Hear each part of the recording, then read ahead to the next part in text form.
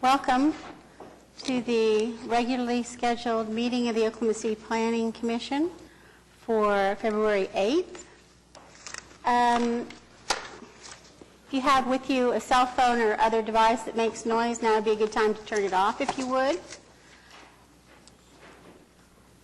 For those of you who are with us for the first time, the way this works is we have a little bit of housekeeping here at the beginning that we'll run through. And then when we get to the regularly scheduled portion of our program, we'll call each of the applicants down to the front. They'll give us their name and address. They'll tell us what they're here asking for. We'll ask them whatever questions we have. If there's anyone else here who wants to be heard on an item, they'll be asked to come forward. And then we'll ask them whatever questions we have of them as well. There'll be some discussion amongst the commissioners, and we'll have a motion and take a vote on each item in turn. The first item of business is approval of the minutes. I'm sorry, I always say that. Receipt of the minutes of the January, is it 25th? Meeting of the Planning Commission. Do I have a motion? So moved. Second. I have a motion and a second to receive the minutes of the January 25th Planning Commission meeting. Would you cast your votes, please? They are received.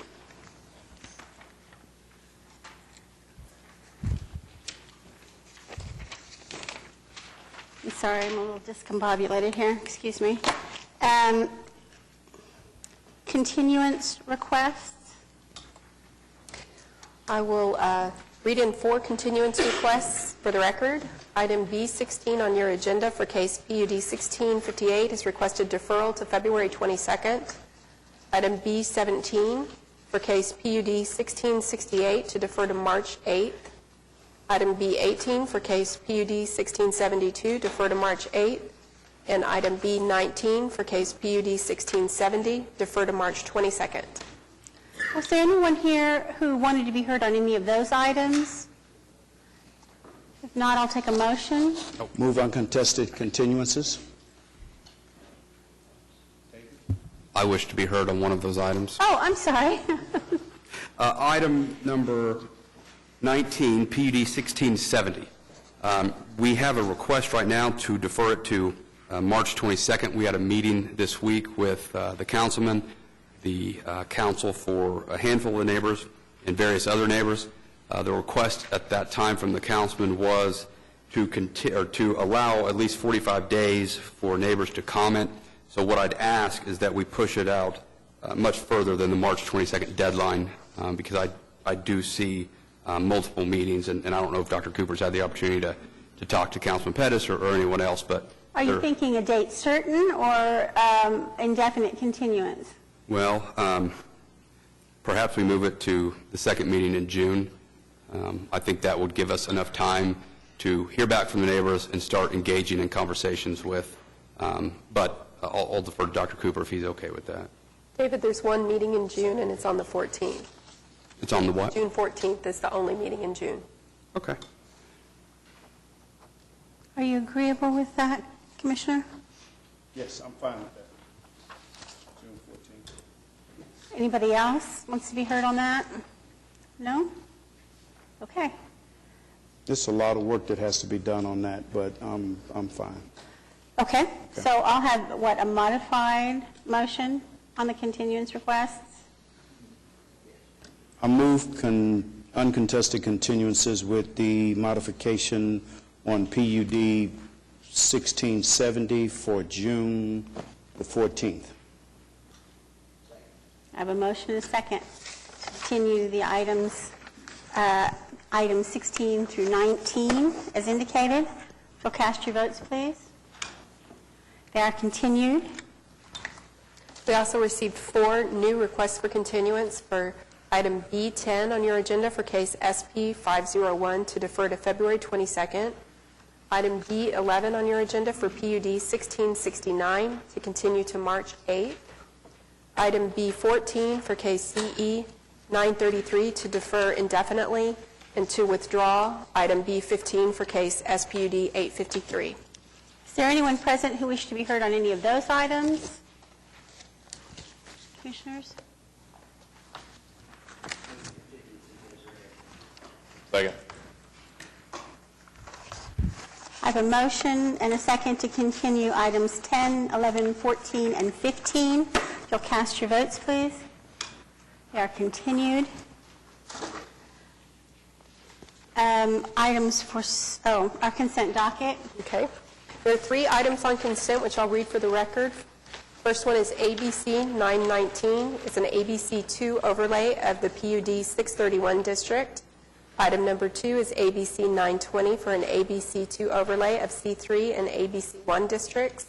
And item 3 is C 6966, the final plat of Calm Springs, Section 3. Is there anyone present who wishes to be heard on any of those items? I'll take a motion, Commissioners. I'll move approval of the consent docket. Second. I have a motion and a second to move consent agenda. Cast your votes, please. They are approved. Under items requiring separate vote, item number 4 is C 6967, the final plat of Redstone Ranch, Phase 3. Good afternoon, Brad Reed, Craft and Toll, 300 Point Parkway Boulevard. This is the final plat for the third phase of Redstone Ranch. We agree with the staff comments. The only one that's kind of questionable on this is there was a fire, whether or not we met the ordinance as it was. We saw it was also iffy, so we agreed to put in an emergency access, which we spoke to the fire marshal's office, and they're okay with that solution. Is there anyone, Commissioners, we have any questions of the applicant? Is there anyone present who wishes to be heard on this matter? Move approval of item 4. Second. I have a motion and a second to approve item number 4. Cast your votes, please. It is approved. Item 5 is SPUD 1036 to rezone 520 North Meridian Avenue from I-2 to SPUD 1036. Is the applicant present?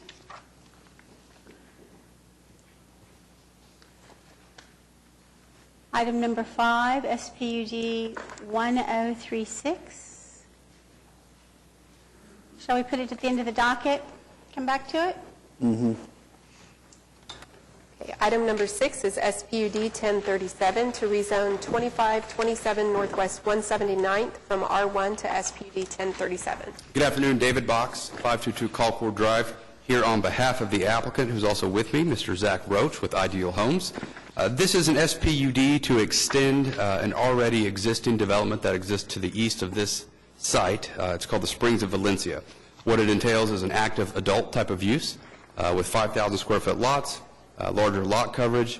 They've had a lot of success with this. It's a maintenance-provided gated community, and so that type of use in this part of the city has seen a lot of growth. I do want to commend my client.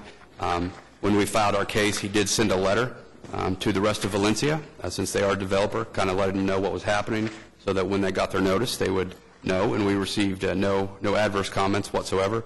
We do agree with the TE, and I'm not aware of any other issues. We'd ask for your approval. Commissioners, do we have any questions? I got a quick question. I noticed the crash gates, Yes. and this is kind of a question for staff as well. I know we bring a lot of subdivision projects through and approve a lot of crash gates on stubs, et cetera. I mean, is this what people want? It's like we talk about connectivity, but then we've got all these streets that just dead end, basically, and it's only for emergency services at that point, right? I mean, is that the end goal that we're after, is my question? Well, this is a gated community, so yes, I mean, that is what people want.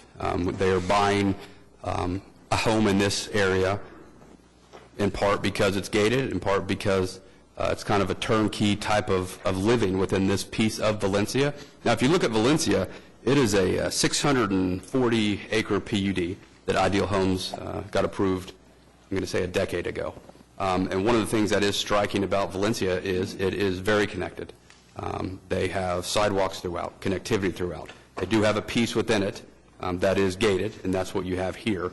And so when somebody buys a turnkey type of home where they're going to be traveling a lot, and therefore they've got this maintenance included in their home, they like the idea that they have gates surrounding the neighborhood. Is this the only section that's gated? Yes. Yeah. Okay.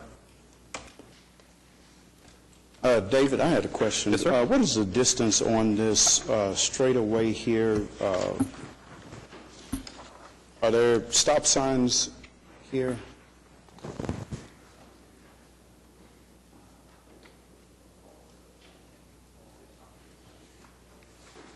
Yes, stop sign. Okay. Is there anyone else present who wishes to be heard on this item? Commissioners? If there's no further discussion, I'll move to recommend approval to City Council on SPUD 1037. Second the motion. I have a motion and a second to recommend approval to the City Council. Could you cast your votes, please? It is recommended for approval. Item 7 is PUD 1655 to rezone 6900 North Santa Fe Avenue from R1 to PUD 1665.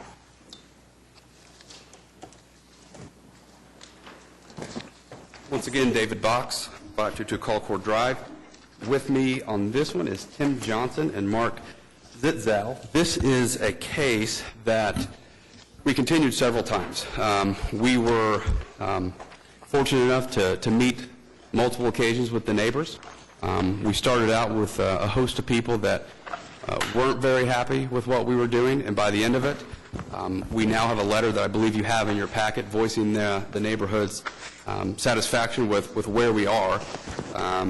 And what we intend to do here is an office warehouse type of development, but we did spend a lot of time with the neighbors going through all the different uses, what those uses meant, what their concerns were. So one of the things that was a big concern is the ability to have a buffer.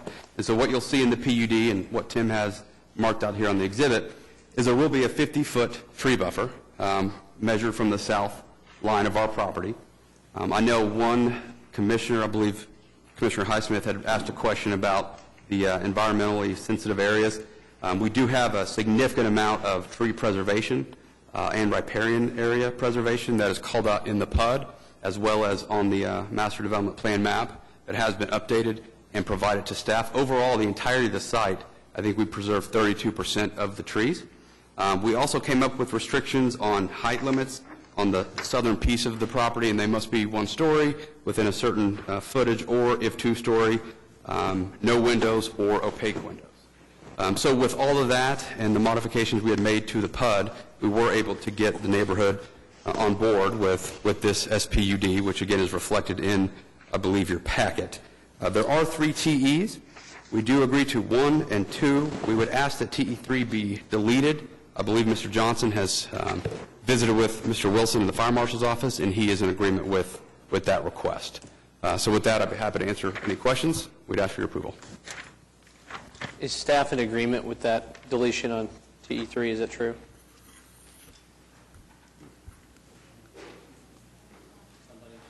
From the Fire Marshal's office.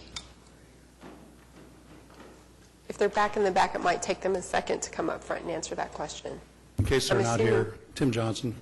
I did speak with Mike yesterday at length about this, and they would like to have that connection, but understood that we had agreed with the neighbors to keep that solid 50-foot buffer trees. So he and I worked out that we would modify our interior circulation to meet their criteria when we're ready to go.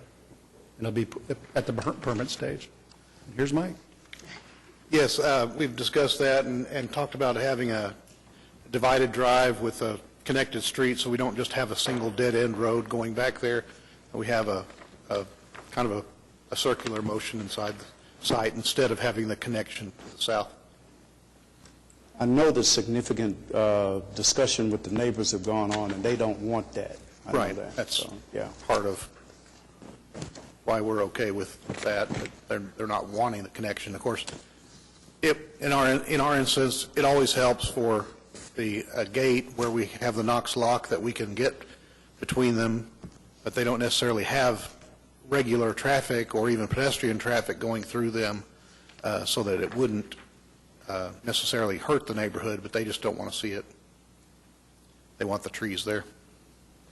And just to be clear, if you felt like there wasn't any other way to solve that problem, it would not change your opinion whether the Right. neighbors wanted it or not. If we weren't able to do a circular road in there or something, we would still say, well, we still want the gate back there. Even a solid fence they can paint to look like trees. I mean, in our opinion, we still want the connection if we didn't have a second way or a second route through the subdivision. Because we've got quite a few small, probably wood frame buildings that are not sprinkled that we need a little better access for. But you are satisfied with the Yes, we solution can, that they've during the suggested? permit process, when we start actually permitting them, then we'll work out our drive, or basic fire lane. Thank you. That would also serve as their parking lot. Thank you. Is there anybody else here who wants to be heard on this item? Commissioner, did you have something else? Yeah, again, connectivity issue. We make a point to try to connect these. We have stubs that we require people to do, and then we ignore them in the end. Like, at what point, I mean, I understand the fire marshal issue, but as a philosophy for planning, what is our, at what point do we decide, well, we've required people to do the stubs, we need that connection? I'd love staff to weigh in. I might briefly I think if we were developing this as single family, absolutely, regardless of the neighbors' beliefs, we'd have to connect. But I don't think, and I'll defer to the director, but I don't think there's a desire to connect single family with industrial uses.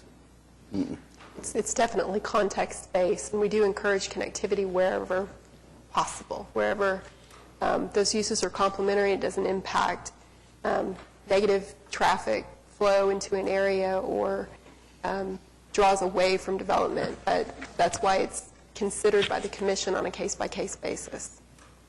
But staff felt strongly enough to put an item in here to ask for it. That was the fire marshal that put the item. That didn't originate from planning. Okay, fair enough. I did want to ask if there's opportunity to maybe clarify some of the tree preservation language in the PUD between now and council. So we did, Okay. and we've sent it to Development Services, but yes. Okay.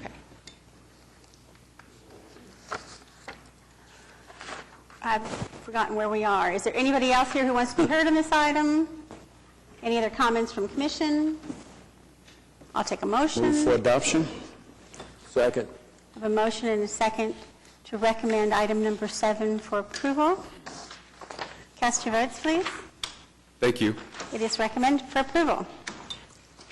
Item number 8 is SPUD 1035 to rezone 1740 Northwest 3rd from I-2 and R2 to SPUD 1035.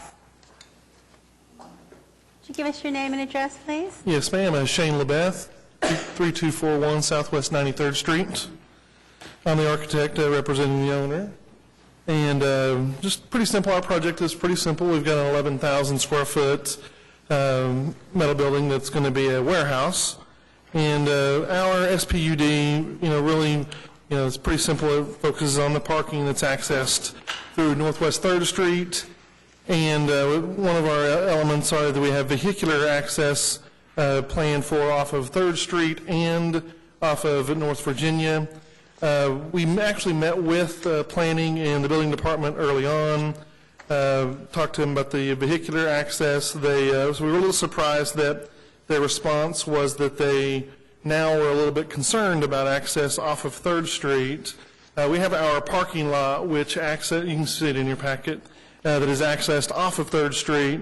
That's where the vast majority of the vehicular traffic is going to be coming from.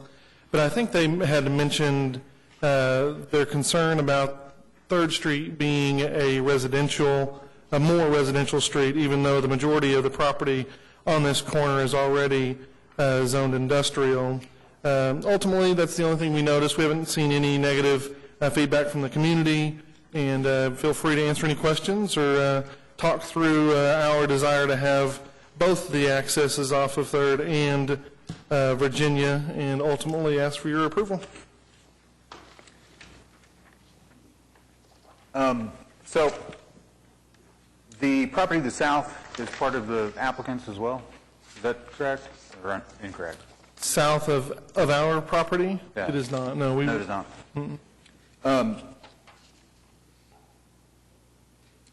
Its access, though, does come off of Virginia, correct?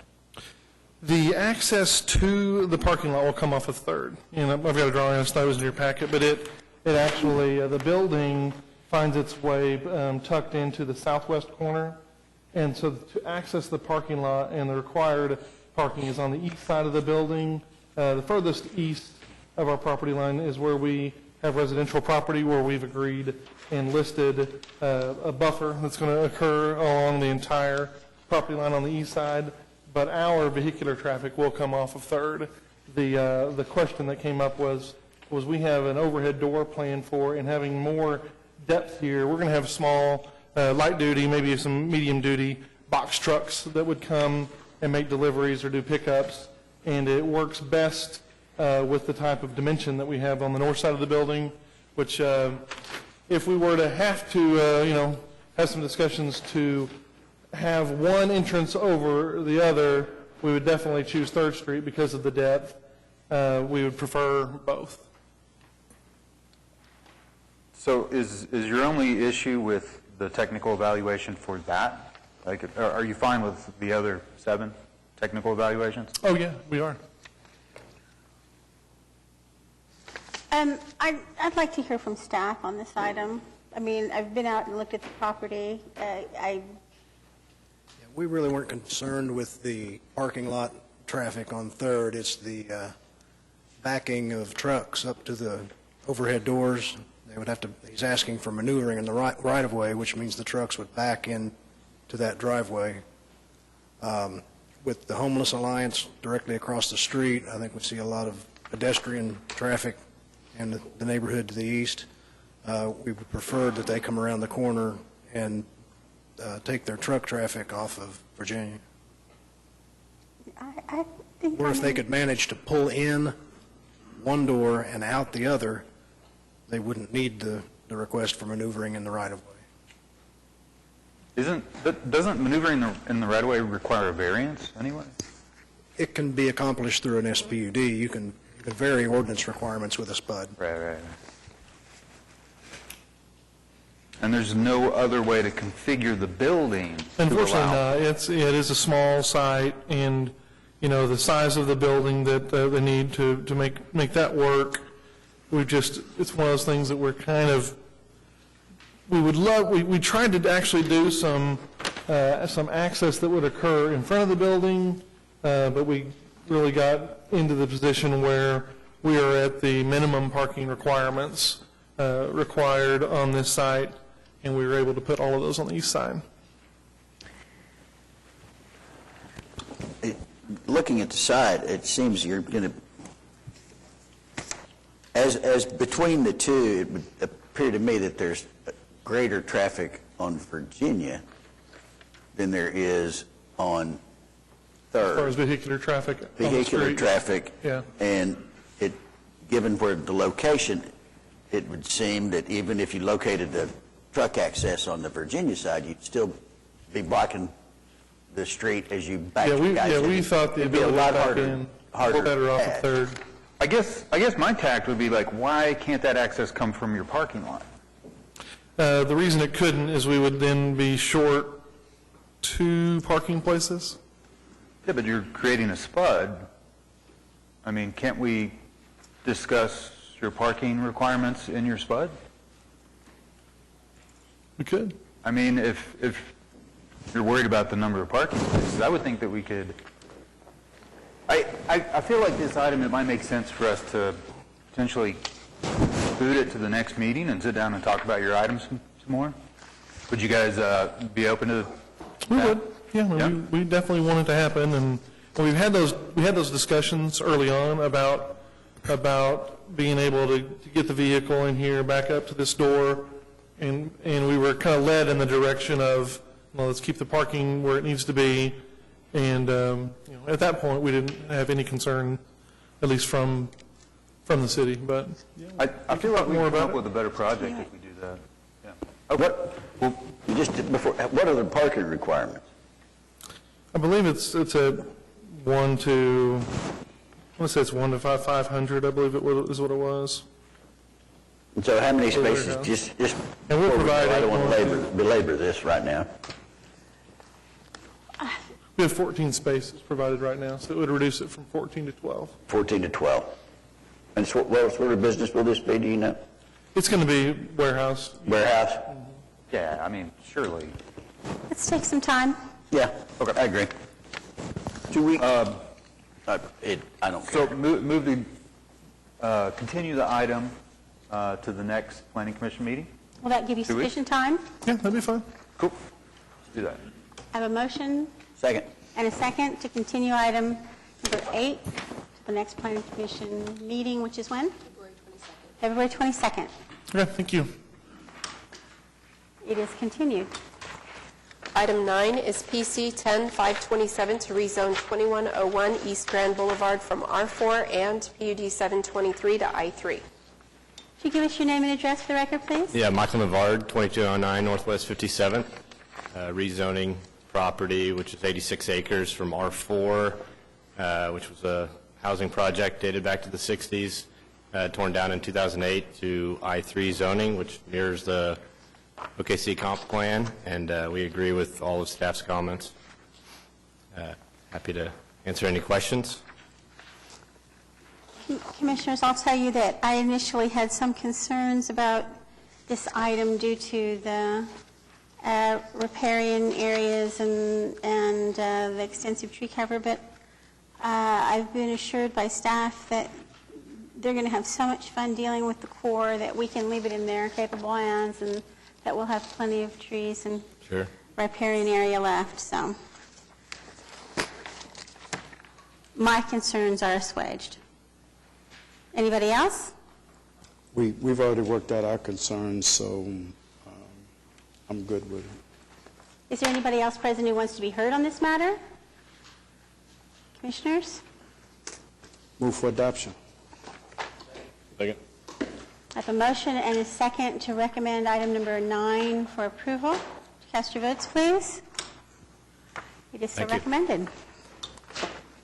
Item 10 and 11 were continued. Item 12 is a comp plan amendment to consider a map change to the comprehensive plan removing the employment reserve layer located in an area southwest of Northwest 122nd and North County Line Road. And Jeff Butler with the Planning Department is here to give you some background on this application. Good afternoon. So on this particular item, employment reserve is kind of a rare designation the Commission doesn't deal with all that much, and so we thought it'd be useful to give a few extra slides and a little extra background.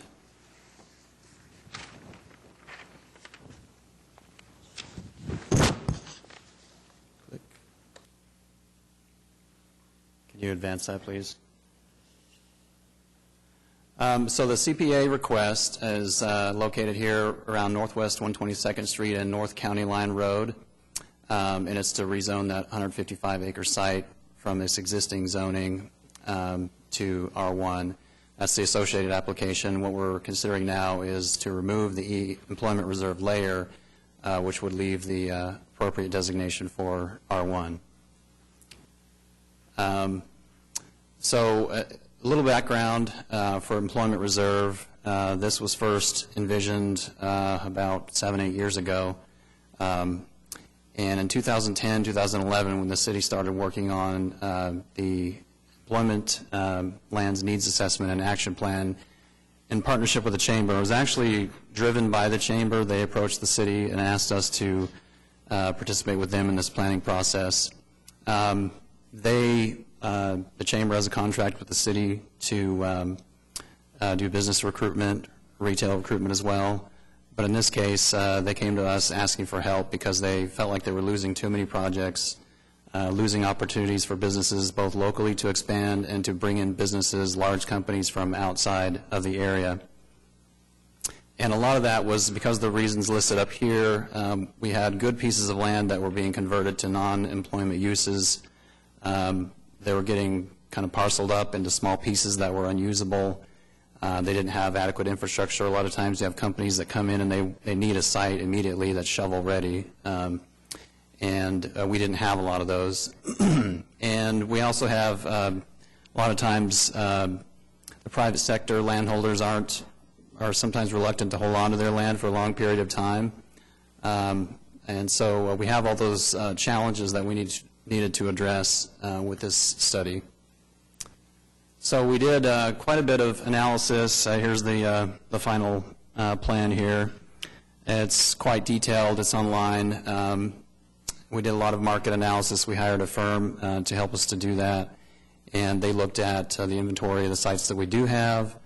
They looked at absorption, what typically gets built in the city, how much land gets taken down for these employment-type uses in a given year, and kind of looked at, made a projection for how much land we would need over the long term. Excuse me. And then we put together an action plan to make sure that that happens. And part of the action plan was to create these employment reserve areas designated so that we could kind of make sure that they're designated appropriately, much like the industrial designation does in Oklahoma City. And then we could use public funds and work with property owners to make sure that these were quote-unquote shovel-ready in the future. So that kind of covers that. If you would advance to the next one. We looked at large sites defined as a minimum of 25, but a lot of these companies need 50, 100 acres or even larger sites. And so we really did look at that, and it's difficult to find these large sites except in the suburbs, in the kind of the outer ring of the city. We looked at ownership and how that might impact availability, infrastructure, of course, and just at the time we were operating under the old comprehensive plan, and we didn't feel like there were adequate policies to help us to both maintain these sites and get them ready for development. So kind of a summary of what the recommendations were. Generally, when a company comes in, they need a few options. They want to look at 2 or 3 sites, and we wanted to look at different user types, warehousing, manufacturing, but also room for high-tech research and office park. We've had a lot of projects that have come in and asked about these types of sites, and we've had some success, but the chamber, again, felt like we were losing some because of our lack of availability of sites. So we took a detailed look at the city, as I mentioned. We looked at multiple criteria. Access to infrastructure was key. Access to freeways, water, power, employment centers. What people want to kind of have those, I guess, the ability to be next to other companies that are like them, for kind of the synergy, that's important to them. But mostly it looked at proximity to important infrastructure like transportation. We kind of narrowed it down to sub-areas we felt were most suitable, and then we focused on what we called study areas at the time. And these study areas turned into pretty close to what became the employment reserve designation. So this is the initial map that we had, and as you can see, it probably looks familiar to you because these are very similar to what was actually adopted for the employment LUDA.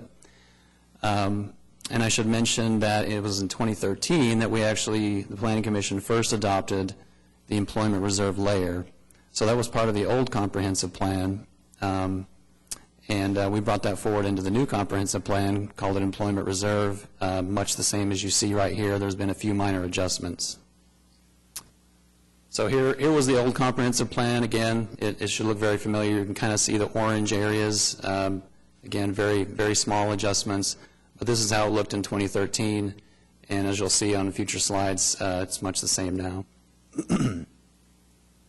So just kind of a summary of how we use these employment reserve LUDAs. They're for protection of these office, industrial, business, large areas that companies that need these large areas and these large sites. So the bulk of land in an employment reserve area needs to be, according to the plan, the comprehensive plan, needs to be used for these large-scale uses. So we kind of envisioned a master planned area, not necessarily a business park, but an area that has a parcel plan so that we don't get kind of a hodgepodge of uses and we ended up kind of whittling away the viability of the site. The Plan OKC says that some of these small-scale uses are okay as long as they don't impair the area by kind of fragmenting them and as long as they are supportive of the main uses. And finally, single-family, some other uses are not really appropriate in those areas. So here's the subject site in the context of the LUDA map as it currently is. You'll see that there's, and we made a concerted effort to make sure we identified when we did this study a few years ago, areas in all sectors of the city so that companies could have choices, existing companies or companies coming in from outside the city. So you'll see that some of these sites, we've already had some development come through. For example, when we were doing the study in the northwest area, Paycom was kind of, I think that was built in 2011, right when we were doing the study. Since then, since 2013, we've had the Chisholm Creek area, which is a good example. From Chisholm Creek on the east, or the west rather, to, the name of the oil company escapes me. But there's a new office building on the east side of that LUDA that's up there in the Quail Springs area. So that's a good example of kind of a good way that we intended that employment reserve is supposed to be utilized, what it's designed for. Here's a close-up of the site. So the proposal is to remove this portion of that site, the northeast portion of this section. And there's kind of the land use that's all undeveloped right across the street from residential uses to the east. And here's the zoning. Again, it's AA. And riparian areas, just kind of a natural context. It does have fairly good access to water, wastewater. Unlike some of the, I should mention that some of these employment reserve areas, there are varying degrees of how well served they are. This is one of the better ones, which is important. There are others just across the turnpike, for example, and they're not well served, and it's important that the city takes action to make sure that we get roads and services to those sites in a timely manner. In fact, in the 2017 bond, there were many millions of dollars put into doing road widenings and road resurfacings adjacent to employment reserve areas. Excuse me. This is the usual and what you see when we present a comp plan amendment, just the fire response. It's right on the edge of being a good solid urban response time. So in conclusion, the reason the site was designated employment was because it was ranked really highly in the employment lands assessment and action plan, and it's got strong potential for these large site industrial or office users. And in many ways, it was just in a good location for the reasons I've described before. So considerations, we've talked about the importance. I don't think that can be understated or overstated, rather, that we have these sites. It's important to the growth of Oklahoma City. We wanted to make sure that we designated these now so that future growth doesn't inhibit our ability to provide important sites that are not far out into the rural areas in the future, where it's even more difficult to get infrastructure and services. And we felt like we were at risk of that happening if we didn't take some action several years ago. So we felt like also that, the last bullet there, that there is ample undeveloped land in northwest Oklahoma City for single-family uses. So that's definitely a consideration. And that's just a map, the close-up on the LUDA map that shows you, what's available for residential and what's available for employment uses. And finally, the recommendation of staff is to deny the application based on those reasons. Any questions? Thank you.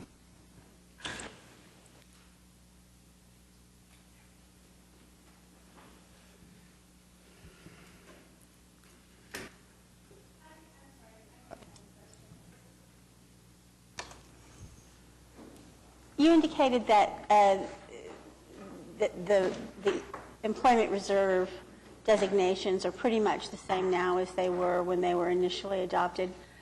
Are they being reevaluated from time to time, or is there a plan to reevaluate them from time to time? We talk a lot about the plan being a living document and so on.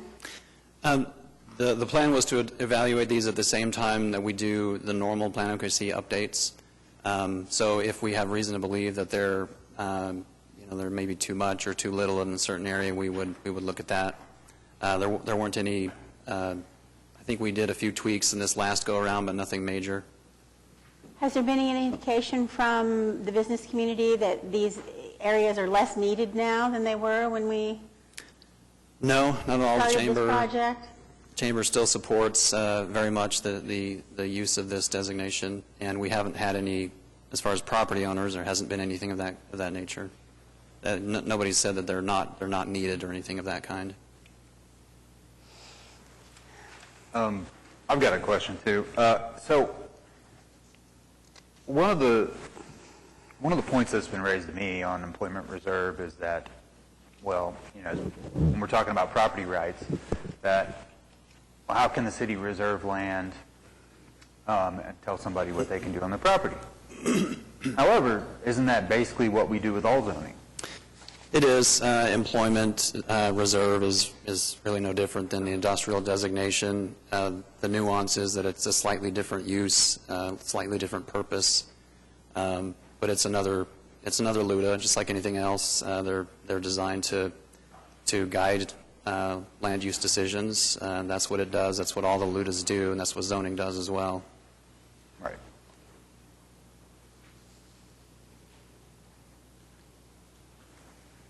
Commissioners, anybody else? Is there anybody else here who wants to ask questions or weigh in at this point? Mr. Box? I do. David Box, 522 Colcord Drive, here on behalf of Mr. Gene Methvin, who is the proposed developer of this site. And we certainly disagree with the designation of employment reserve. What I did, I looked up what reserve meant, and Merriam-Webster tells us that it means to hold or to keep.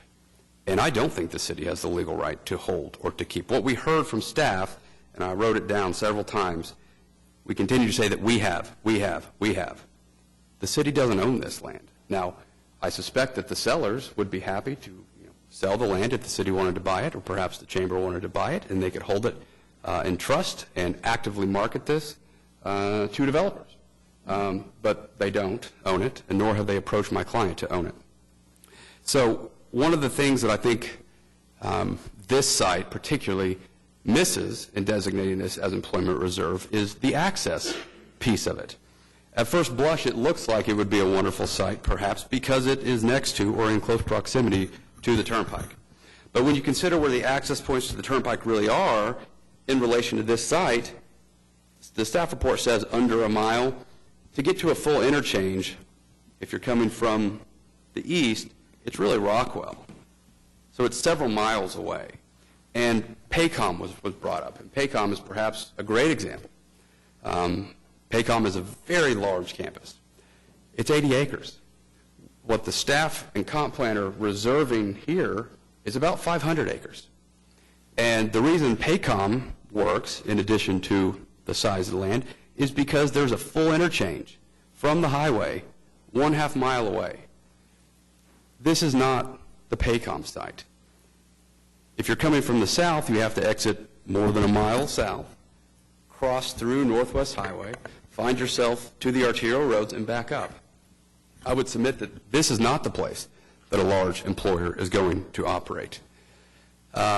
And I think it is worth noting that this designation comes over the top of people's property without them having any notice that their land is now encumbered by this. Certainly they understand there's a comp plan, but this is different from other comp plan designations. And the unique features of this site that make it particularly troubling is that the underlying zoning is AA. Because I have no doubt that when I'm done talking, staff is going to tell you that of course we're not reserving it. They are free to go develop their property under its current zoning. AA means 5-acre lots. You cannot economically develop 5-acre lots at 122nd and County Line. And so to say that single family is not appropriate, frankly, is in contrast to the reality of this part of the city. If you look at this map, you obviously see the subject site. We have single family north of us, northeast of us, east of us, southeast of us, and everywhere else around the undeveloped piece of property. Certainly single family is appropriate. That's the development pattern in this area. I cannot believe that the inability to get a large employer here has anything to do with a comprehensive plan. The market dictates what happens.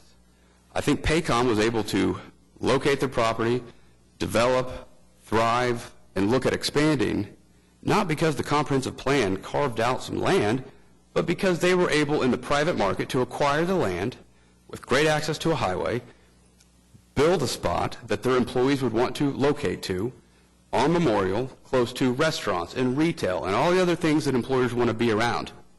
This is not that site.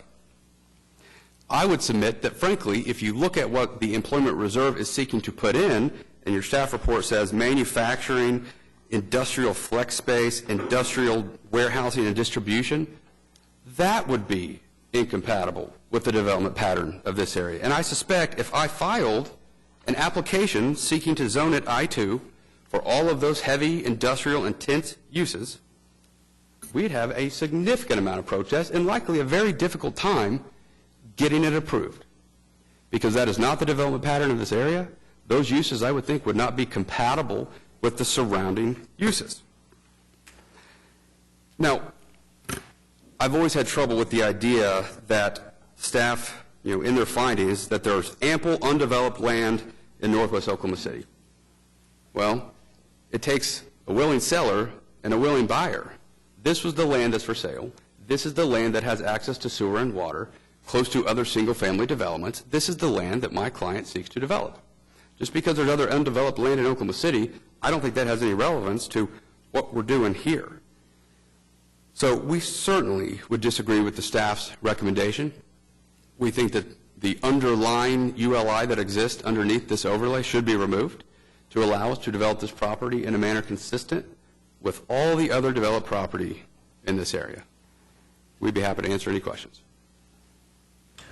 When we talk about the market and what, I guess, employers might look for in the market, I mean, basically, I think, and staff can correct me if I'm wrong, it sounds like what we're afraid of, right, is that we will, by developing all of these pieces of land, we're going to, by nature, make it more difficult in the market for somebody to want to relocate to the city. I mean, isn't that kind of the concern? I think that is the stated concern. It would be more expensive to obviously, like, consolidate land if it's all residential, if we parcel it up. Isn't that kind of the thought? That is the thought. But I think the problem with that thought is this idea that we're somehow in this, like, video game environment to where we're literally holding and stalling what the private sector is seeking to do.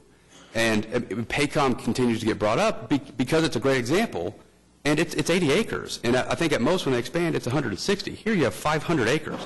And so I don't see it. I wonder how many acres the Hobby Lobby corporate. It's massive. And you know what it has? Close proximity to an airport. And so when we talk about distribution type uses, I would guess that that type of user is going to locate perhaps in the Employment Reserve in close proximity to Will Rogers World Airport. not 122nd County line.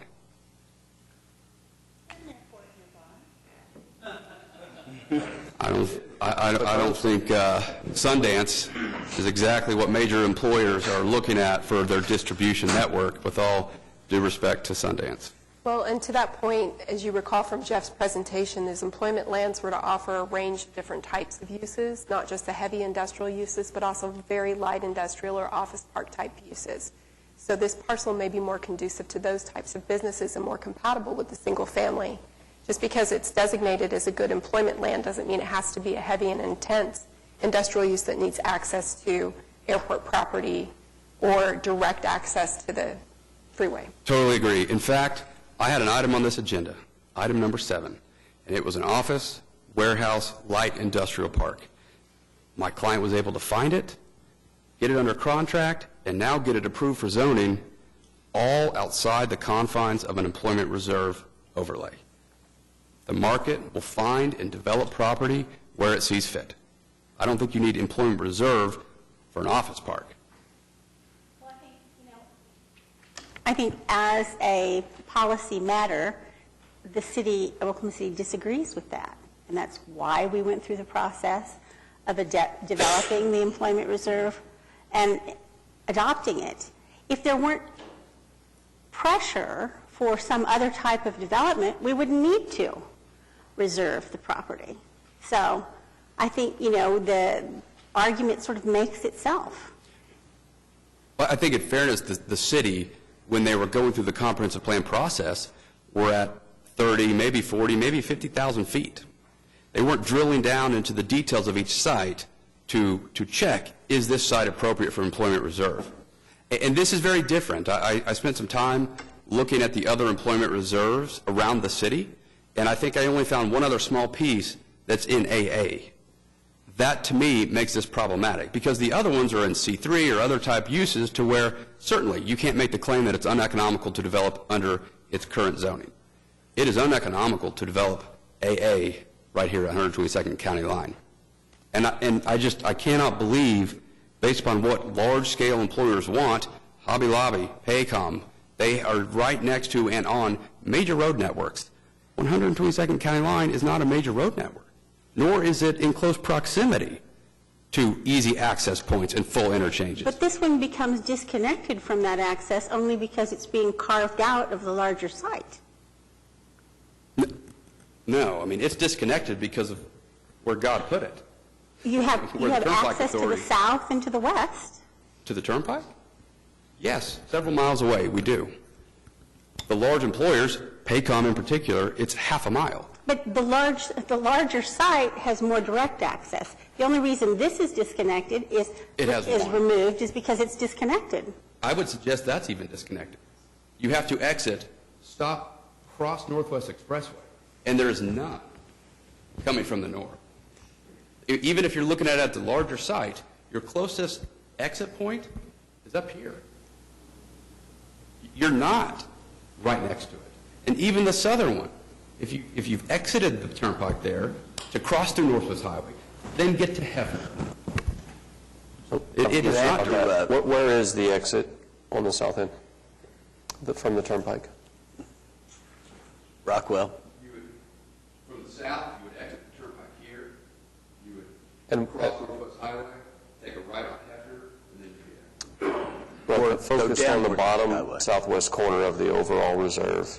It is at that intersection. So if you're coming from the north, coming south, is there not an exit there off the turnpike? So you exit here, you have to cross Northwest Highway 2 separate times to end up back there. You have to go across that highway, that's on the turnpike there, that's Northwest Expressway and Hefner Road.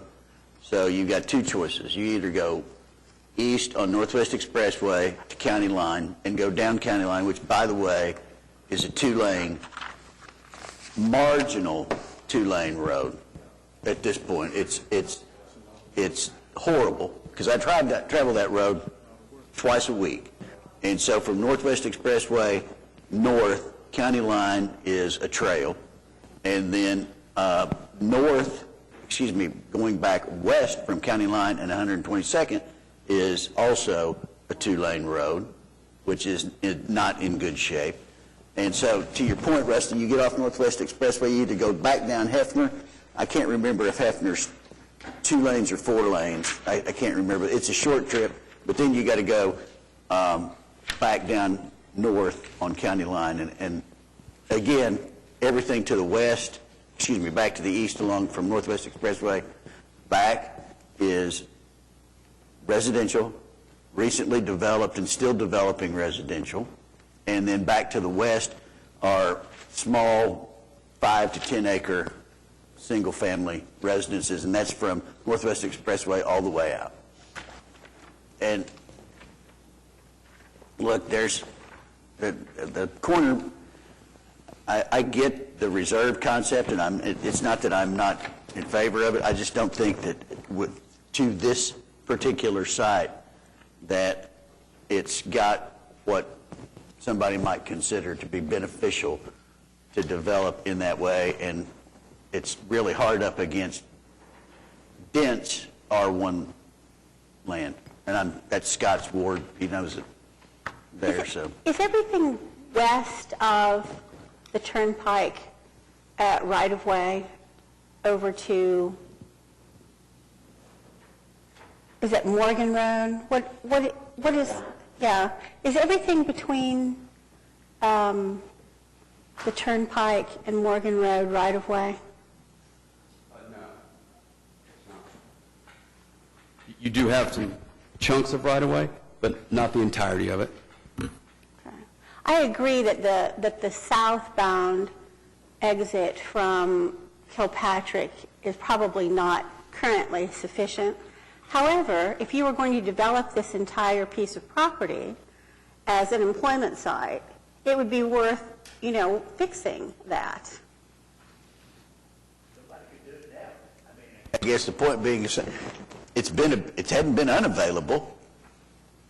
Is to the market argument, this has not necessarily been unavailable for somebody to come in and buy and attempt to develop.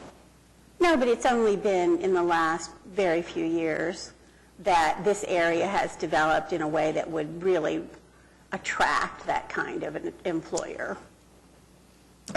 This track, I just don't see it personally. It's just my personal view of this particular track. Just because there's a lot of significant roadway improvements that would have to be done to make it attractive, including, in my view, access to and from the Kilpatrick at 122nd. I have a question for staff. As it relates to employment reserve, you said there was a decrease, if I understood you correctly, since 2013. There was a decrease in employment reserve land. Is that correct? Not significant. It's about the same as it was. It's about the same as it was. We tweaked a few So boundaries. about how many acres do we have currently in employment reserve? Unfortunately, I don't have that number. There's quite a bit, and the reason I don't have it is because it's in different states of readiness. As one of the comments I wanted to make, there are some properties like this one, to Commissioner Hensley's point. This one is not as ready right now, but it's a long-term plan, looking decades in the future, and that's why these sites were designated. Some of them are pretty much ready right now. Some of them, like this one, would need some more work on the streets or whatever to make them ready, but they're designated like this so that they will be ready whenever that time comes, and they'll still be in an ideal location in the city. So, again, there were several, there are a few thousand acres that are designated as employment reserve, and the study that we did said that in any given year you could take down 400 acres. On average, it was about 80 acres a year that is consumed historically for these types of uses. But the study also recognized that may be low because we just haven't had the site availability that we needed. So again, the study recommended that you need 1,000 acres that's served and ready, shovel ready. Employment reserve, like I said, has the entire gamut, some that are a few several years away from being ready and some that are ready now. This one might be somewhere in the middle. Jeff, is there a good example in another LUTA where we feel like there's going to be that, where the site's not ready to be developed under its current LUTA, that lag that we're kind of talking about? There's a little bit. I mean, they serve different purposes. So, for example, the urban low, mostly that is or sites that are almost served. They're served, or the water and sewer are really close, as well as police and fire. If you look at urban reserve, we have those are areas where the reserve designation was applied because they're not quite ready yet, but they will be in kind of the foreseeable future. And if we didn't do something about reserving those for more urban development, they would be taken up for rural 5-acre, 10-acre lots, and that would not be an efficient scenario for city services. So that's probably the best example of something that's similar.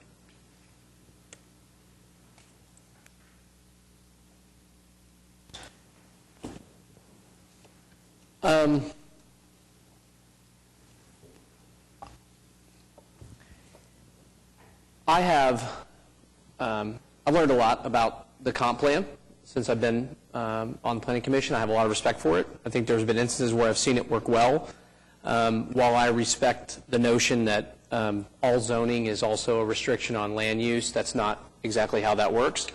And I take issue here with this application on the grounds that if I just looked at this on its face, if this were a rezoning application, if we strip away what is supposed to be an organic document and we look at the underlying land and the uses that surround it, and someone came in here and they wanted to rezone this parcel, I-2 or C3 or anything else for that matter, I wish that I knew how the neighbors, there's a letter that was in our packet from one of the neighbors worried that the R1 rezoning would create such a burden on the traffic and the infrastructure that it would overwhelm it, was essentially their position.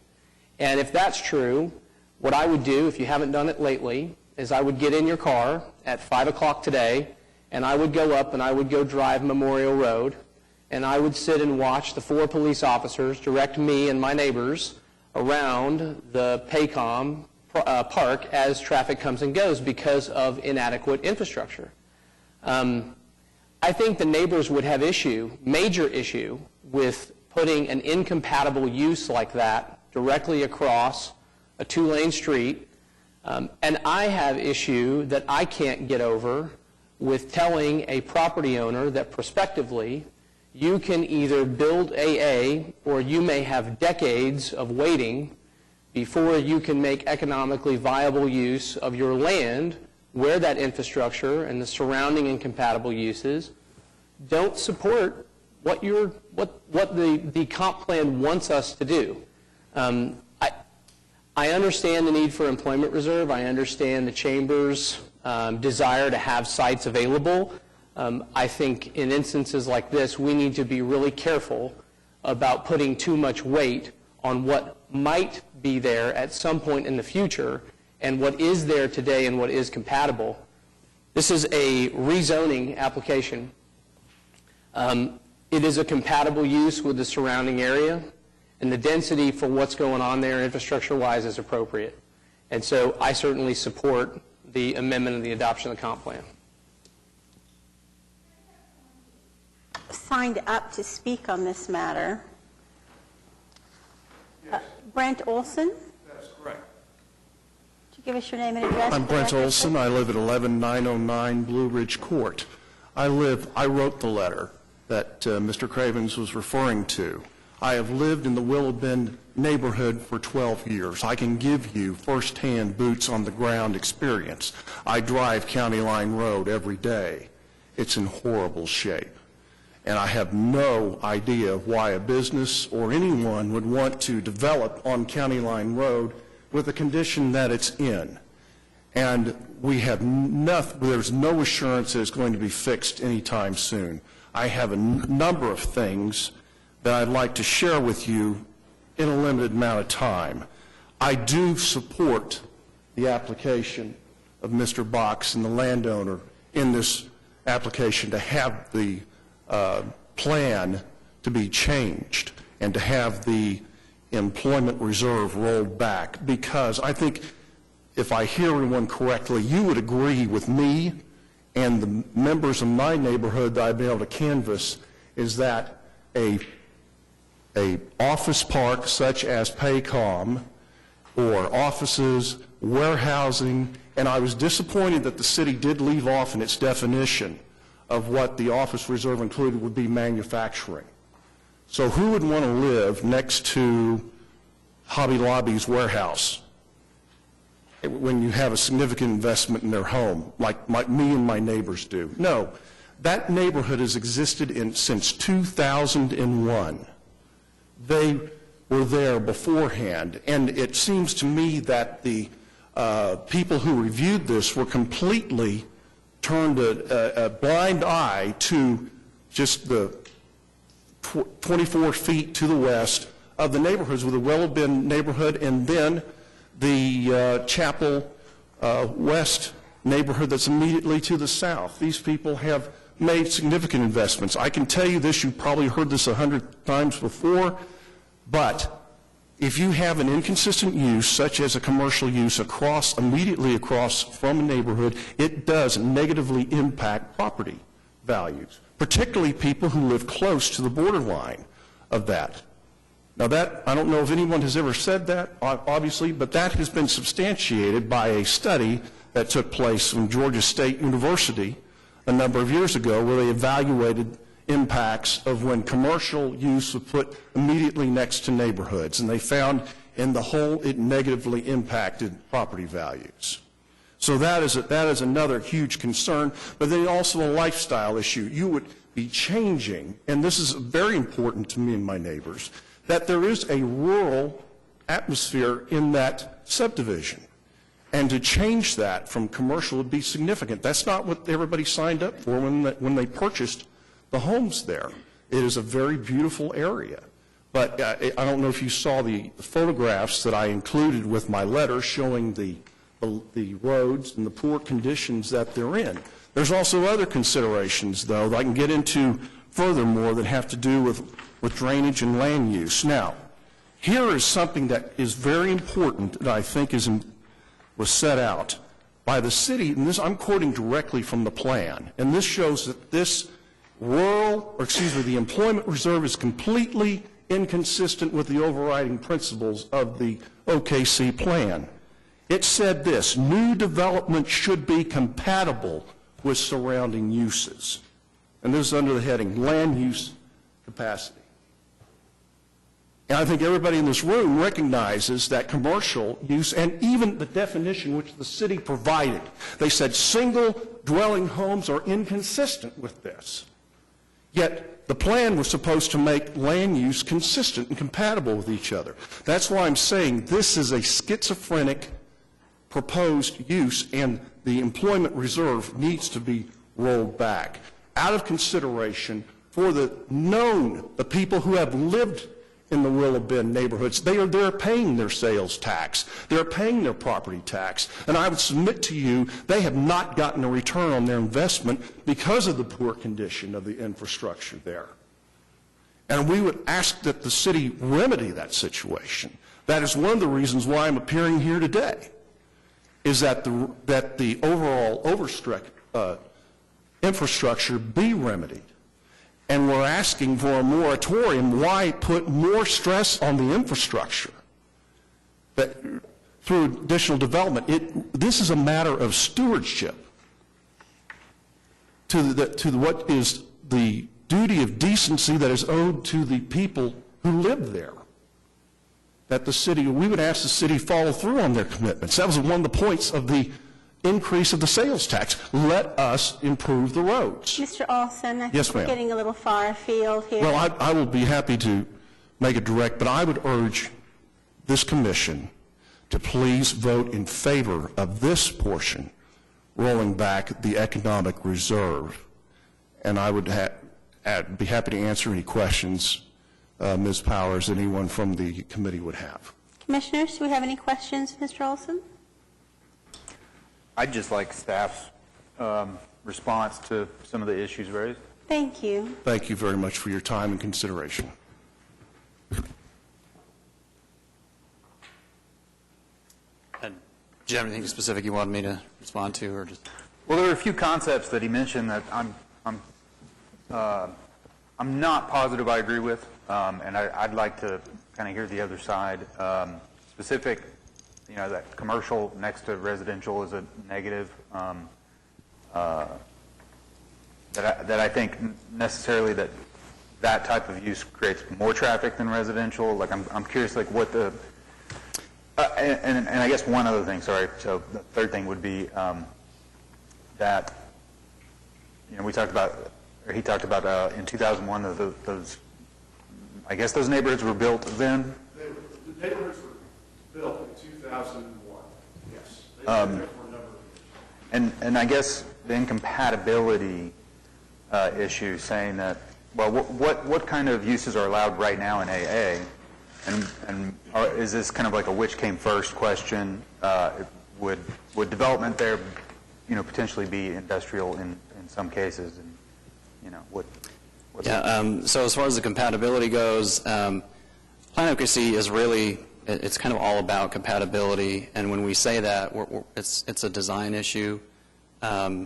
So plan advocacy doesn't see any problem with putting employment reserve across an arterial from single-family homes because there are many policies and methods to make sure that it is compatible. So, for example, it wouldn't be appropriate to put, a really heavy, intense industrial use maybe right across the street from it. But employment reserve areas are very large, and it's expressed in the plan that it's the intent that these kind of be the compatibility is considered, and you really kind of are careful about your neighbors and what you put in terms of uses and what you design adjacent to other uses.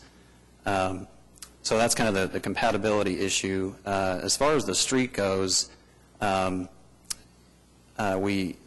is a street that I think will be widened at some point in the future. It's not in the 2017 bond. It was put on the list, but it didn't make it. There are just a lot of needs across the city. But there's certainly, when it does get widened, there will be certainly plenty of capacity to accommodate employment uses or even, high-density residential. So that, as far as the traffic counts, employment uses, office, are a little bit higher than single-family residential, not substantially. And then I think there may have been a third thing that I'm missing, but... So not substantially higher than residential?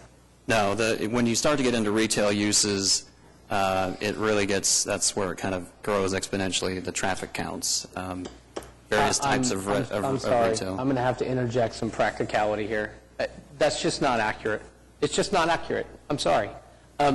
Get in your car today and drive up to Memorial Road and Council and sit there at 5 o'clock, please.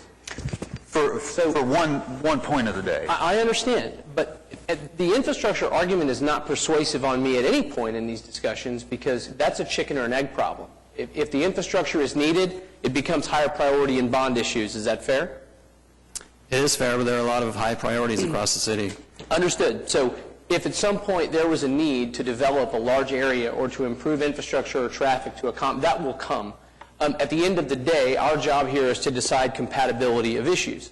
And to say that a campus like that is of that size and scale is compatible with R1 neighborhoods that surround it it's a little crazy to me. I'm sorry. It's just a little crazy to me. Paycom is a great neighbor. They do a great job. And they pay to have those police officers there, as a matter of fact. So I've asked that question. But at the end of the day, every day that goes by, they add a building to their 80 acres.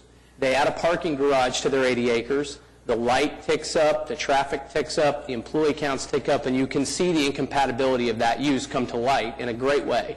You're going to have that here. This is 500 acres. It's more than 5 times that size. I understand the need for employment reserve. I get it. But at the end of the day, it's about compatibility of use. That's one of the first things that we're supposed to look at as a planning commission, and that is not a compatible use in my opinion. But I think that compatibility of use that you're talking about really is a design issue. One of the advantages of having a site this large to work with is that you can place the most intense uses at the furthest distance from existing residential. And you can build in the buffering between it and the existing residential that you need. You have that luxury. Absolutely. And if Mr. Methvin were here asking to build this out as commercial space, we could have that great discussion. We'd have all the neighbors in this chamber. This place would be full of people who are concerned about it. And we could go through those things item by item and make those decisions. Instead, what we're doing is we're making a decision about a parcel of land without that discussion, and we're going to have it later. We don't know if we're going to have it a year from now or 10 years from now, but when we decide to have it, we're going to send out that notice, and I'll bet you there's a whole lot more people here than one person. I'm not sure what your point is there.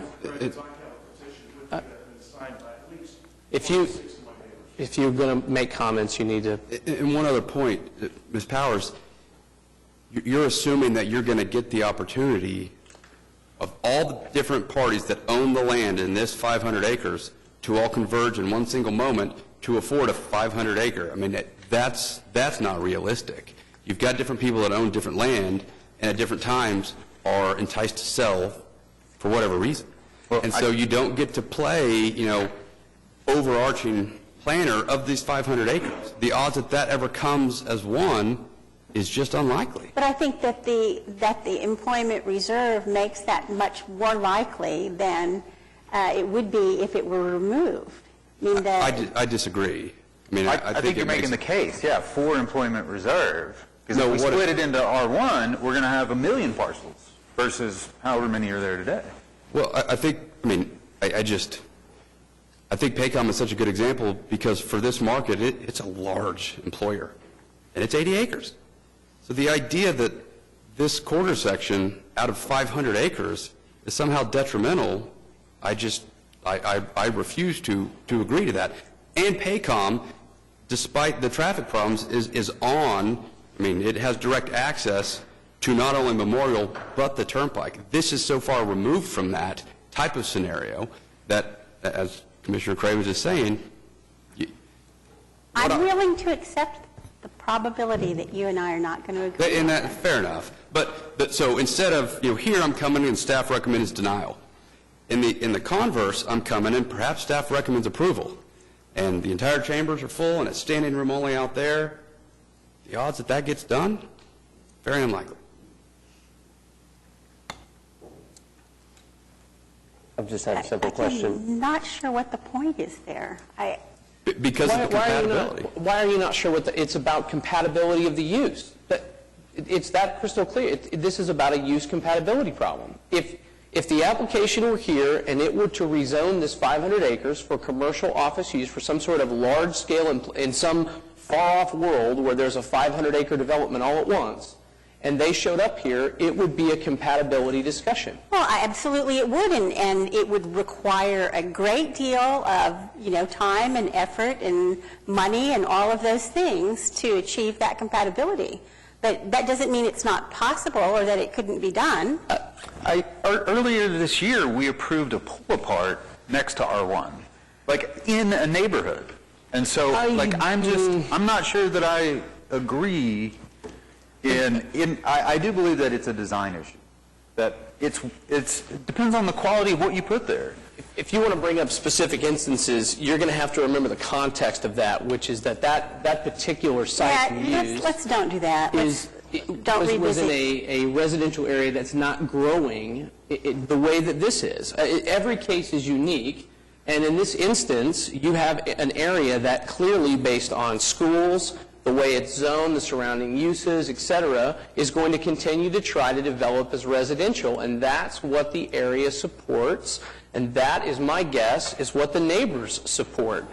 And it is that pressure that requires that property be set aside under an employment reserve. how long? If we are going to try to achieve that goal. So, I mean, that's the point.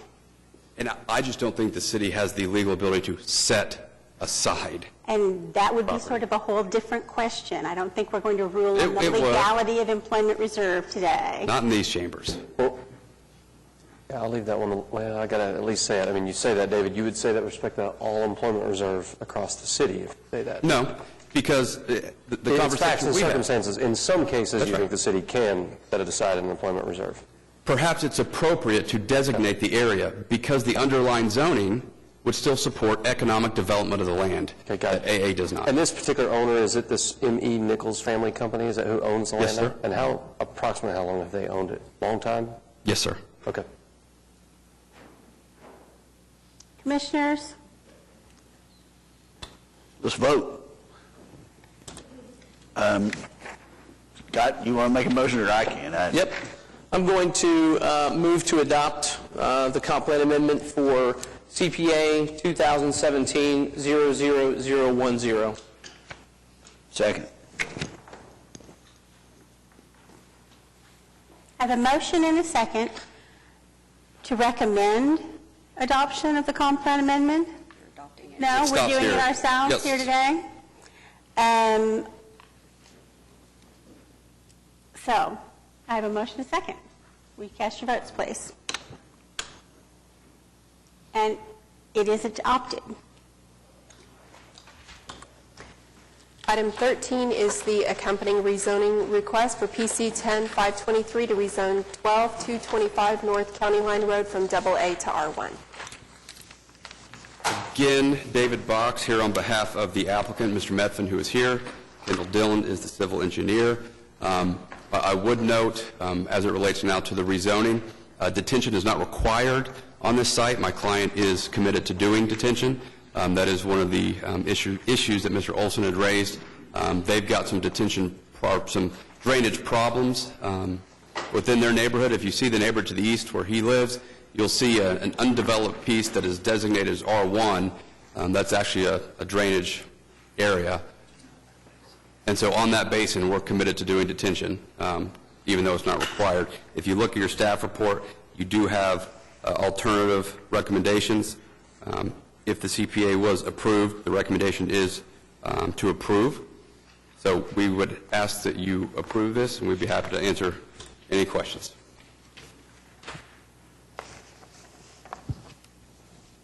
So this is the rezone? Yes, sir. All right. And a plat will come, obviously, later.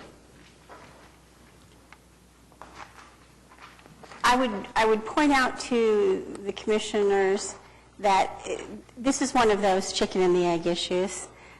We typically have people come to us when properties like this are platted and complain that there's way too much traffic that's going to be put onto their streets, and we tell them, you know, the time for you to voice those concerns was when we were rezoning it. So to the extent that there are questions and issues with respect to the infrastructure, they should be given their full consideration at this point.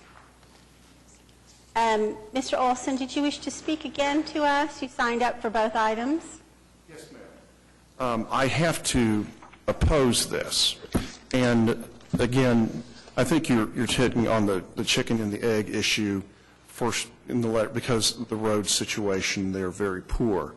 Now, here's another situation, though, I would like to show. I do have a petition which I would like to submit to the commission from at least 26 families from our subdivision.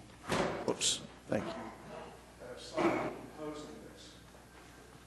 There is a second component, which is of great concern right now. Again, I give you another boots on the ground perspective. And in addition to my letter, what I want to do is pass out a FEMA map of the area in question. If you will note, there is a carve-out section here. I don't know if you can see that. The reason for that is explained on the FEMA map. That, and has also been identified by the city in their report, that is what they call an environmentally sensitive area in the report. FEMA calls it a flood area. And that is a result of, we've seen on the map here, the streams that go on the property in question, they go up, and if you look at a contour map, the land, and this is verified by the photographs that were submitted with my packet, that the area is higher than certainly County Line Road, the contour to where the water flows toward across County Line Road into my neighborhood, into this area that's marked R1, which is actually a marsh, because it's not used because that is for water drainage. And to kind of get in, this is what you have is sort of a basin. This is like a mini bathtub, and because the land slopes up toward the north, toward 122nd, and you have this basin where the water is draining towards my neighborhood. And of great importance, here's 119th Street, which is the entrance to the neighborhood off of County Line Road. Now, here's the important part. Right now, whenever there are heavy rains, there is flooding that goes across the front of the neighborhood and goes into this area coming from the Nichols property. And that's the way the land is right now. Now, here's the thing with any type of development, be it a commercial development, be it residential.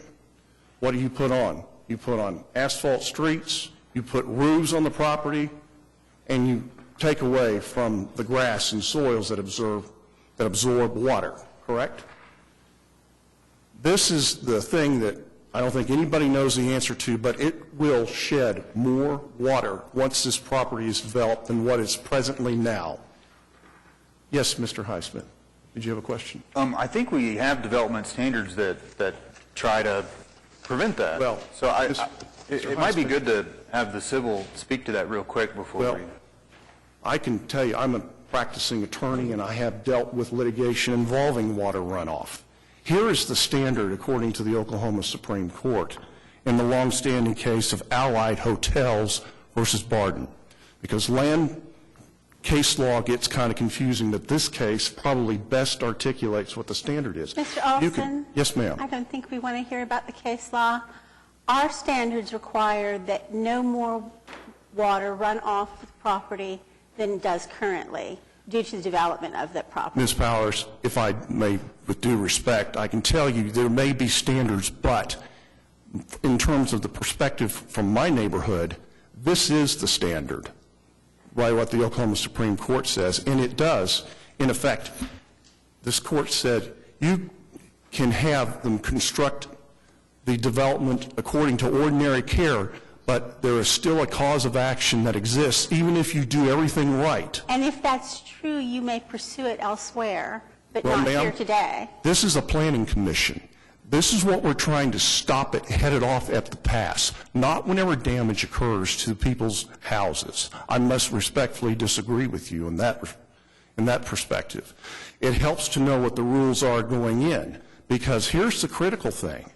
If you change the land, which you have to do in order to develop it, and you cause more water runoff, this is my point, and I think you anticipated it, and you create more speed on the water, and to where it creates more volume, which will come off, and you direct it, as the maps will show, toward my neighborhood, across the streets, and we don't know what the impact is because we don't know how much water is going to be there. Suddenly you have a developed property throwing off more water than historically available. I'm saying today there's flooding across County Line Road. And I would think that would be a concern, would it not? Could I ask staff to come forward and speak to this issue for me? Well, I do think having the civil, I mean, the goal of these is to actually slow and stop the water for a period of time. So I do think the development... It may slow it down, but it does not stop the volume. That's the problem. Excuse me. Is it not the city's requirement that there not be any additional runoff from the property due to development? Curtis Legal with Public Works. I think it would be best addressed if the civil engineer was more aware of the plans for the property, how they're going to develop it. If he'd first come, the ordinance requires that they develop the land and the 25-year storm be confined to the street, be able to convey that and that. But exactly what the development looks like, we don't know because we just have a blank piece of land. Yeah, this is at this time. Zoning case, not a platting Yes, case. right. And so we don't know exactly what it's going to look like. But our city standards require that whatever development occurs on the property, it not increase the runoff on additional properties, does it not? With the installation of detention, that will be held to. Why does that sound like you're trying to hedge my comment there? Well, Would they not be required to do that in this case? In the review of the detention plan, they will be required to maintain the historic release of the property. Thank you. There you go. If I with due respect, the historical release of the property is already causing flooding across county line and affecting the ability of the neighbors to get in and out right now as the way it is. So that is a huge concern. And I think that is what, from our perspective, would suggest that this not be developed in where it is because, again, this stream runs, as you can tell, from southwest to northeast. That's a huge problem. And so that's why I'm bringing this to your attention now, saying that to develop this land as suggested would have an adverse effect because you don't want to have water, which is presently flooding, affecting people's ability to get in and out and affecting their ability to possess the land because it's going to get worse. Well, with all due respect to you, you don't want commercial, you don't want industrial, but you also don't want residential. Yes, but here, okay, I'm glad you asked that question, Mr. Highsmith.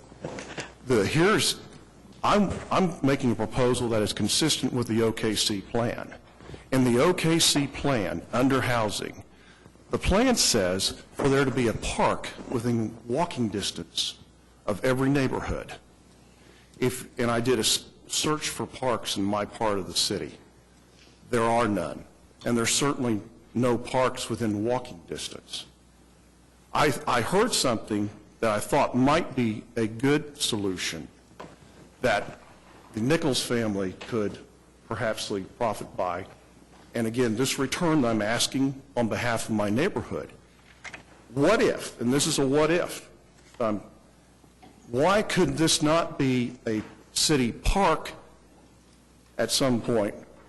Mr. Olson, are you proposing to us that this 160 acres be converted to a park? I'm saying it should be within the realm of the possible.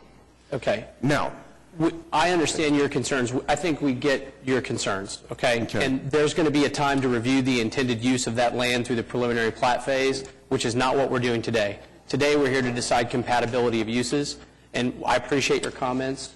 Is there anyone else that wants to be heard as it relates to that? Because if not, I'm prepared to make a motion. There's one point, though, I would like. Another part of the city plan says that the city is supposed to plan to preserve the rural nature of the properties. That's contained in the plan, and what I'm suggesting is consistent with the city plan to keep the rural nature. Ironically, I'm going to point to our comp plan and tell you that the R1 is compatible within our comp plan. And given the amendment we just made, it's certainly compatible. And so with that, if there's no further discussion that relates to the compatibility of the use, I'd like to make a motion on this application. Thank you for your time and consideration. I move to recommend approval to City Council on the rezoning for item number PC 10523. Second. I have a motion and a second to recommend approval of item number 13. Would you cast your votes, please? I'm good. And it is recommended for approval. We're going to circle back around to item number 5, which was moved through the heel for case SPUD 1036 by G&W Properties. The applicant present.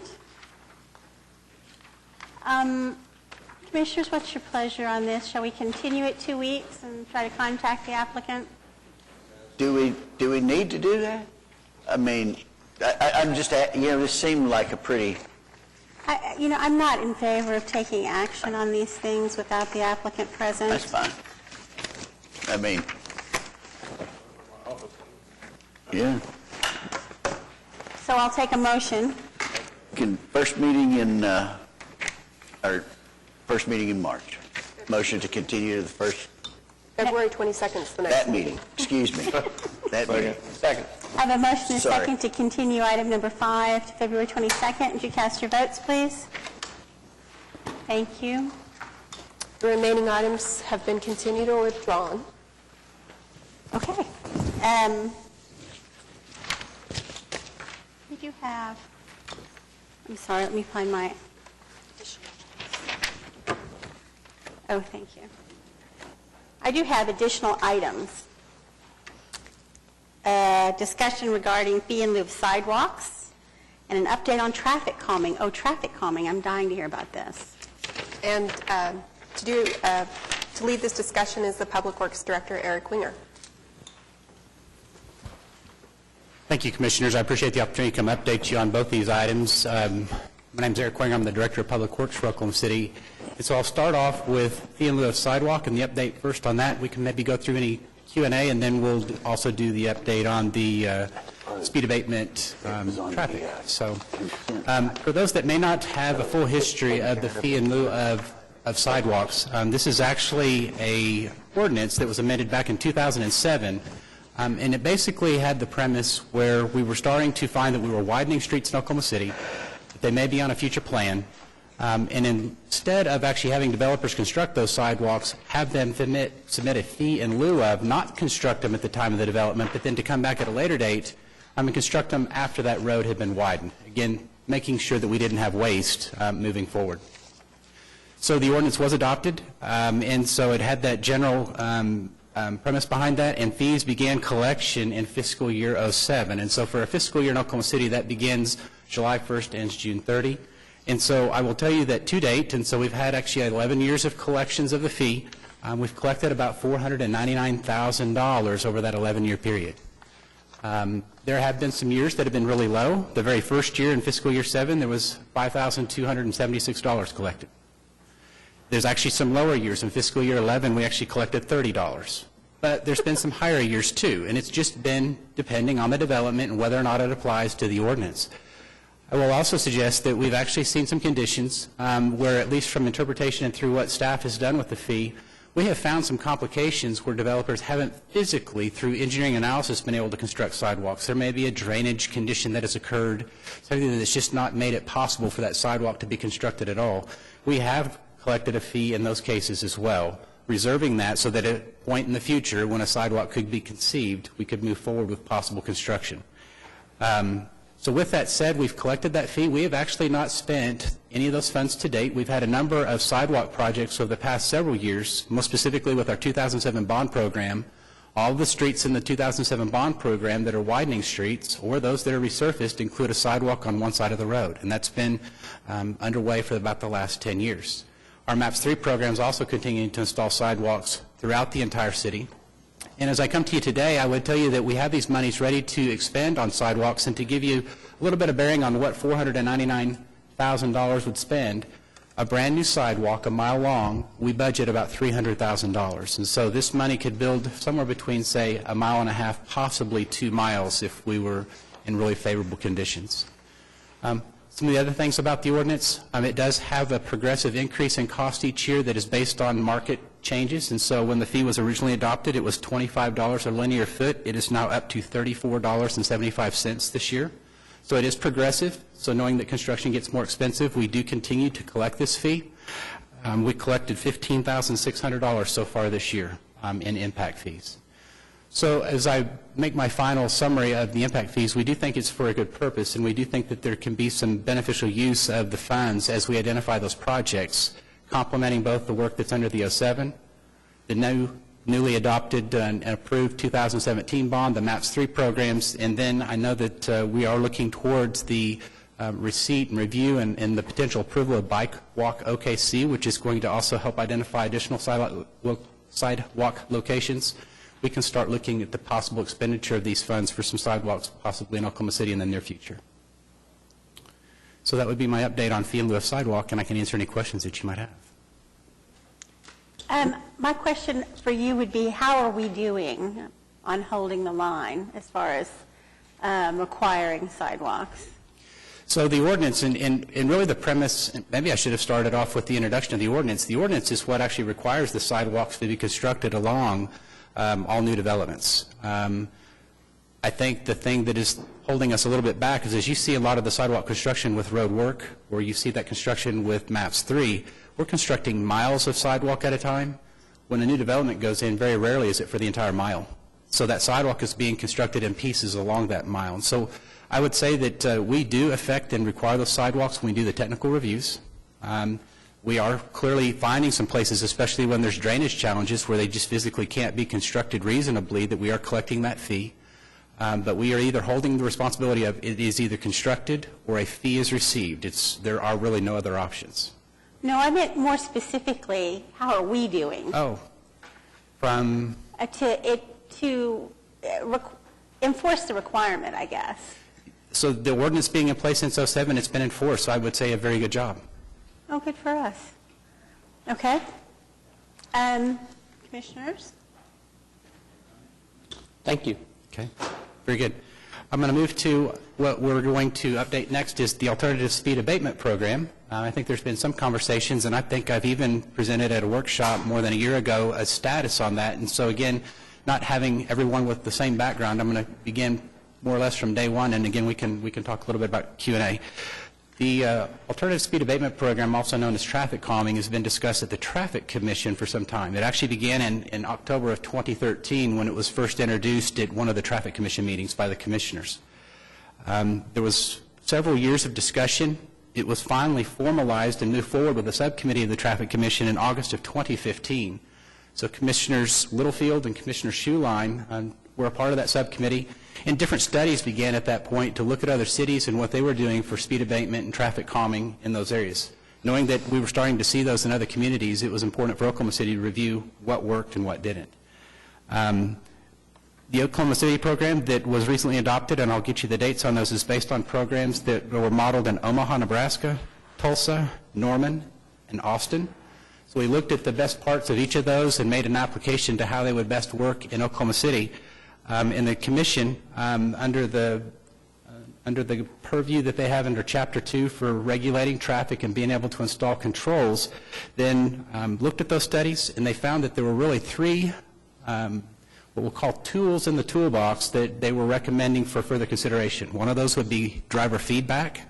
These would be the radar-controlled signs that you typically see mounted below the speed limit sign that gives you your current speed. You see those in other communities. We actually have some of those in Oklahoma City now. They're just private. The second one would be neighborhood roundabouts, the ability to actually install roundabouts in neighborhood intersections to help calm traffic. We have also experimented with some of those. Some developers have gone ahead and put those in already without this program. And then the last one that we have, and it's probably been the one that's taken the most discussion, is speed humps or speed cushions.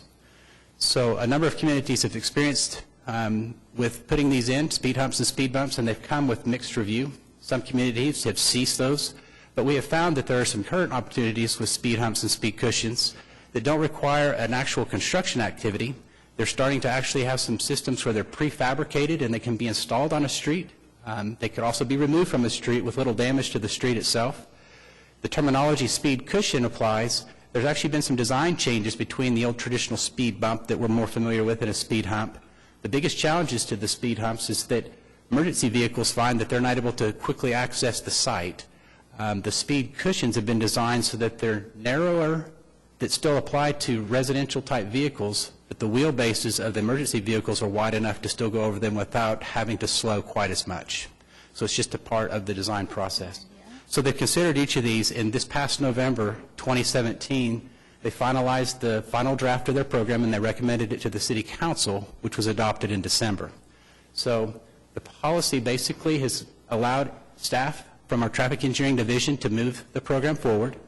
We have some other programs that we're making available, so what's happening now is that there's an application process that we're readying to hopefully put online soon, and residential communities can then make the application to consider feedback devices is what is currently approved. It is a program that would be funded by applicants.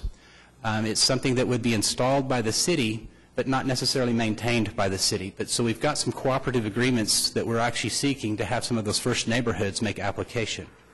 The council also went one step further and has asked that we look at some pilot projects for the speed humps and speed cushions that I mentioned.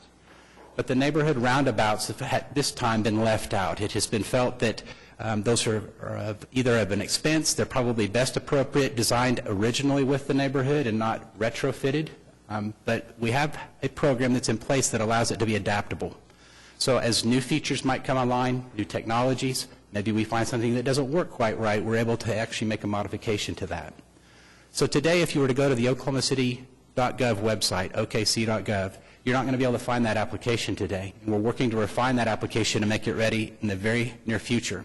But similar to our Sign Topper program, where a lot of the residential communities were able to take advantage this past couple of years and create some neighborhood identities, it'd be a very similar application process. It would include a staff review. If it met the requirements of the speed abatement program, we simply could allow them to then proceed with the procurement, the installation, and we'll be able to install those devices in the future. And with that, I think I can answer any questions that you might have. On the traffic calming, I mean, this is all a speed issue, right, to just slow cars down? So the concept is, yes, is to make neighborhoods more safe. It is limited to neighborhood streets. It does not apply to arterials, but the idea is, yes, to generally slow vehicles, especially on streets that are longer and straighter, and ones that have a history of having that kind of activity on that type of street.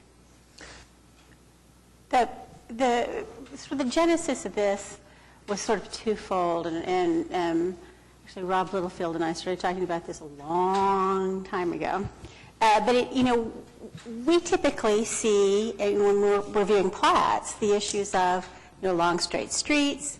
They are in many ways helpful for developers just in terms of maximizing the cost effectiveness of their layout, but they create traffic problems. They create these speedways and so forth. And we were finding ourselves so often in a situation where plats that we would look at and approve would then, be next stop traffic commission to put up stop signs or other things to try to manage the traffic. And stop signs are not a great way to manage traffic.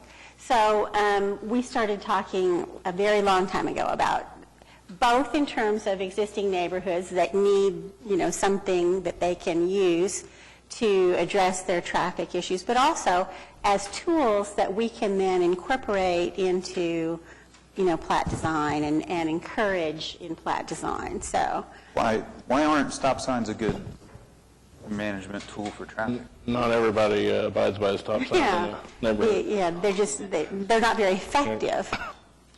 Well, I guess my curiosity always comes on these issues from looking at traditional neighborhoods versus, I guess, more modern, conventional neighborhoods.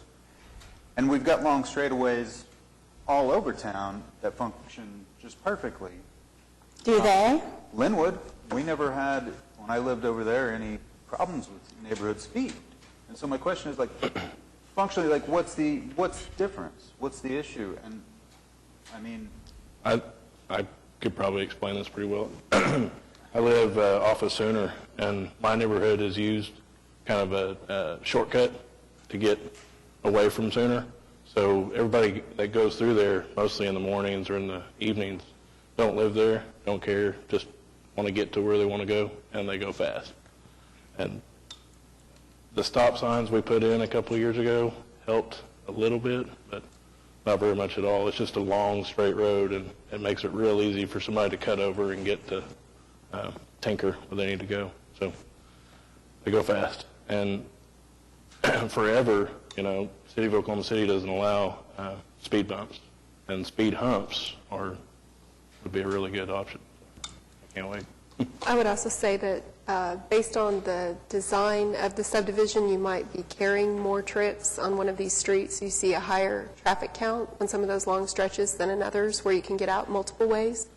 And the width of the street might be a factor where people feel more comfortable driving faster. So a lot of it has to do with the original design and layout of the whole neighborhood. So not all neighborhoods need these traffic control or traffic calming devices, but some do, and this would be a program that they could come request assistance. We've got lane width minimums though, right? And a lot of the traditional neighborhoods are thinner, I guess. Like their width isn't as much. I mean, so basically, like, I guess we couldn't build a neighborhood like we have more conventionally or like more traditionally at this point. Like basically, we've got to have at least a 24-foot. Is that correct? It's 26, but you're close, yes. 26. And a lot of the things that go into the factoring of, say, residential street widths has to do with emergency vehicle access, especially if you have parking on one side of the street. So what we find is that you can't limit parking on one side of the street in residential frequently. That's how the parking occurs if you have visitors to your home. But if there's parked cars on the sides of the street, that you could still get a vehicle down the middle safely. That's where that number's derived. Could it be narrower? It could, but it's definitely a coordination item with emergency services. But there are a lot of design things that can be done just in addition. Street width is a consideration, but I think there's a lot of things when we start looking at more of the livable street process that's being discussed. I mean, there are a lot of things that can happen, inside that for new developments. But again, I think as mentioned, one of the goals of the commission was to address the existing ones and how you retrofit them the best possible. I want to really thank you for the effort that you and your department have put into this. I know it's been a long process and multiple review and give and take and more give and take, and I really do appreciate it.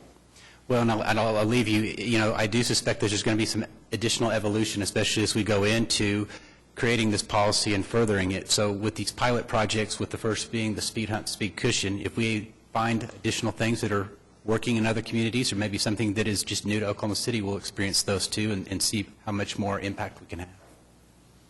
Thank you. Thank you.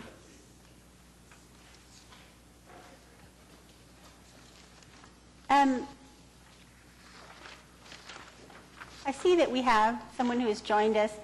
Are you by any chance an applicant? Yes, ma'am. I apologize.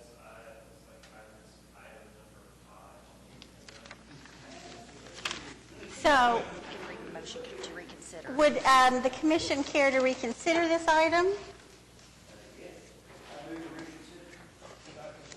Second. Do I need an actual motion and a vote on that? Yes. Do I have a motion and a second then to reconsider item number 5? Yes. Cast your votes, please. We will reconsider item number 5. Would you give us your name and address for the record, please? Yes, my name is Brad Stump. Address is 520 North Meridian Avenue. I'm a business operator, although I'm not G&W Properties. I own and operate Brewers Union, a brewery and tap room at that location. Okay.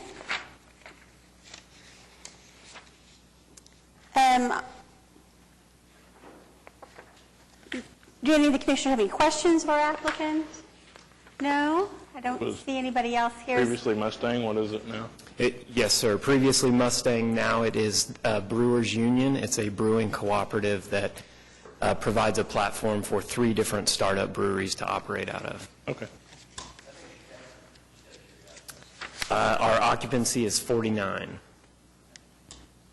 I have a sense that we are going to be seeing many, many, many of these applications. So, anything else? I'll make a motion to recommend approval to City Council on SPUD 1036. I'll second. Is there anybody else present who wants to be heard on this matter? No? I have a motion and a second to recommend approval of item number 5. Would you cast your votes, please? And it is recommended for approval. Thank you very much for giving me the opportunity to be here.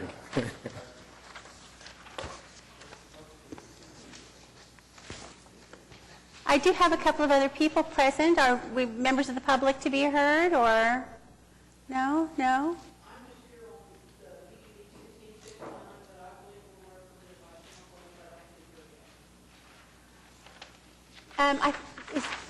Was this one of the items that was continued?